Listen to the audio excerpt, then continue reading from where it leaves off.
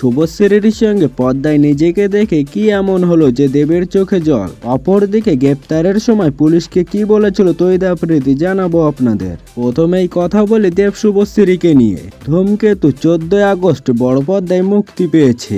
Box অফিসে magic দেখিয়েছে দেশু জুটি। অ্যাডভান্স বুকিং থেকে সারা ফেলে দিয়েছিল এই ছবি। 10 বছরের অপেক্ষা যে এই সাফল্য এনে দিয়েছে তা বলাই বাহুল্য।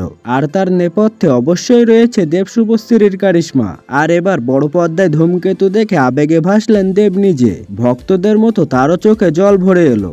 নিশ্চয়ই ভাবছেন কি ঘটেছে, তাহলে একটু খোলসা করে বলা যাক।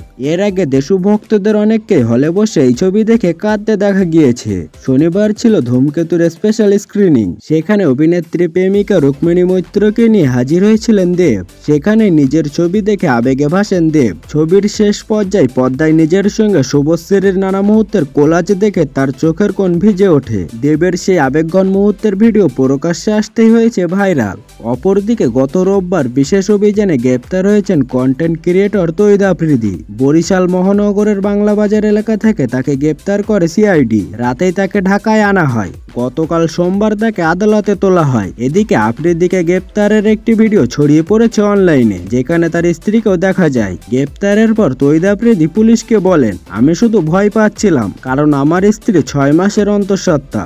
গাড়িতে তোলার আগে তাকে জিজ্ঞাসা করা হয় এটা কি ভাড়া বাসা। জবাবে তৈদা আফ্রিদি জানান এটা তার দাদার বাড়ি। তার বাবা গ্রেপ্তারের পর দাদার কবর জিয়ারত করতে বরিশাল এসেছেন। অভিযানের সময় আফ্রিদিকে বলতে শোনা যায়, আমি পালাবো না, আমি উমরা করে এসেছি। একই মামলায় আগেই গ্রেপ্তার হয়েছেন তার বাবা মাই টিভির চেয়ারম্যান নাসির উদ্দিন। 17 আগস্ট তাকে আটক করে ঢাকা মহানগর গোয়েন্দা পুলিশ। মামলায় মোট 25 জনকে আসামি করা হয়েছে।